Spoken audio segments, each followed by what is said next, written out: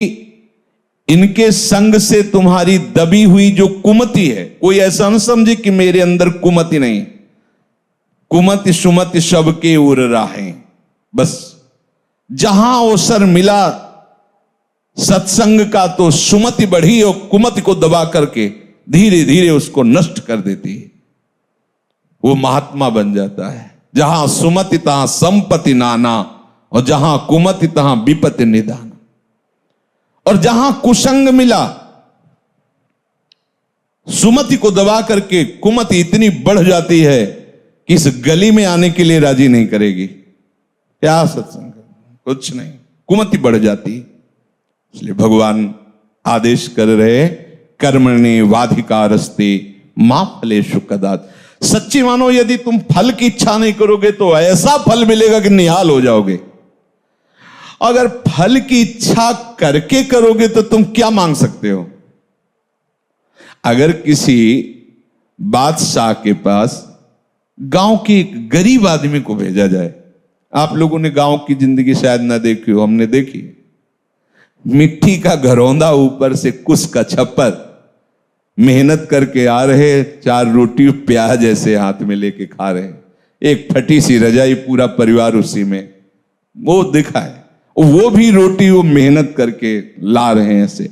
अब उस आदमी को एक बादशाह के सामने पेश किया जाए, जो चाहो मांग लो, वो क्या मांगेगा? बहुत ये कहेगा कि हमारा घर पक्का बन जाए, और हिम्मत करेगा डरते हुए तो साल भर के लिए भोजन व्यवस्था कर दी जाए। वो क्या मांगेगा? अगर बादशाह के ऊपर छोड़ दे कि हुजूर आप जो चाहें, तो वो अपनी लेवल से सोचेगा। वो जब सोच के देगा तो तुम्हें जो मांगना भी नहीं आता था वो अपने आप सब प्राप्त हो जाएगा। ऐसे ही चतुर सुजान भक्तों से जब भगवान ने कहा है कि वरम ब्रूहि, वरदान मांगो, ये होता क्या है प्रभु वरदान? कई ऐसे चतुर सुजान भक्त हुए हैं जिन्होंने भगवान को फंसा लिया। जो इच्छा हो, प्रभु मांगना ही नहीं आता, मतलब मांगे तो क्या, हमें कुछ समझ में ले, आपको जो अच्छा लगे आप दे दीजिए। अब आप ये थोड़ी कहेंगे कि ब्रह्मलोक ले लो या स्वर्गलोक ले लो, क्योंकि वो जानते हैं सब माया के द्वारा रचित है। तो फिर आप क्या करते हैं? अविरल भक्ति प्रदान करके उसके अधीन हो जाते हैं। ये बहुत बड़ा रहस्य है। एक छोटा सा भी कर्म आपको भगवत प्राप्ति करा देगा। समय नहीं पर मैं कुछ क्षण की बात बता रहे हैं, अपने जीवन की घटना। काशी में तुलसी घाट में ऊपर ऐसे बैठे हुए थे, युगल किशोर पास बैठे थे, ये कुछ प्रसाद लाए थे पाने के लिए। इतने में वर्षा शुरू हुई, दूर दृष्टि गई तो देखा 80 घाट उस समय कच्चा था, अब सुनते हैं पक्का हो गया। तो उस कच्चे में पूरा पानी बह करके ऐसे वहीं से निकलता, और एक आदमी पड़ा था ऐसे। तो युगल किशोर से कहा, ये मुर्दा है क्या? क्योंकि काशी में मुर्दा कोई आश्चर्य वाली बात नहीं होती। जैसे लकड़ियों के टाल होते हैं ऐसे वहां मुर्दे का क्रम रखा होता है। अखंड चिता जलती रहती, अखंड चित। दशाश्वमेध घाट में सैकड़ों चिताएं जलती ही रहती है, महाश्मशान जलती ही रहती। वहां मुर्दा कोई खास बात नहीं होती। अरे मुर्दा वह तो एक साधारण बात है, चिता भस्मा लेपो गरल मसनम, वो महादेव की नगरी। उनका नहीं महाराज, मुर्दा नहीं, इसे कुष्ठ रोग है, चल नहीं पा रहा। हम कहा यार पानी वर्षा अभी आ रहा है और ये तो बह के गंगा में। अरे बोले काशी है बाबा। कहा इसे किसे सामने देख रहे हैं यार, वो जिंदा है। वो उठे और सीढ़ियों, बहुत ऊंची ऊंची सीढ़ियां हैं, सीढ़ियों से उतर करके जले गए तो काफी पानी आ चुका था। वो बस ऐसे गर्दन लेटे हुए थे ऐसी जगह, और ताकत थी उस समय। तो ऐसे उठाया उनको, सीढ़ियों से चढ़ते, एक बारंडा टाइप था बीच में, वहां ले गए। तो कुछ संत जन बैठे थे जो ऐसे ही घाट में रहते। इसको क्यों ले? ये गति आपकी भी हो सकती है, हमारी भी हो सकती, आपको ऐसा नहीं कहना चाहिए। और थोड़ा आवेश में बोले तो शांत उनको लिटाया और अपने वस्त्र से ऐसे। तो उनकी जो दृष्टि उस समय हमें प्राप्त हो रही थी वो हम बता नहीं सकते आपको।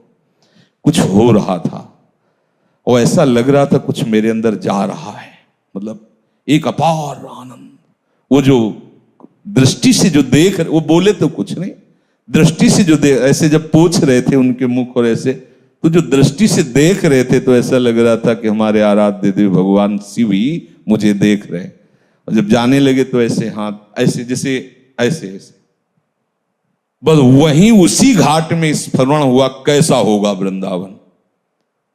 उसी घाट में संत आते हैं और हमें रास में ले जाते हैं, और वहीं से भूमिका बनती वृंदावन की। और ये सब एक छोटा सा निष्काम कर्म आपको ऐसी महान वस्तु दे सकता है जो किसी भी साधना से नहीं मिल सकती। इसलिए हमारे सिद्धांत में वाणी में लिखा हुआ है, सुख देवे को चाव। ये बहुत बड़ी बात है। ये सकामी पुरुष नहीं समझेंगे कि अरे क्या, अरे ये महाफल की प्राप्ति कर, सीधे सीधे प्रभु को अधीन, सीधे प्रभु का साक्षात्कार, सीधे प्रभु का प्रेम।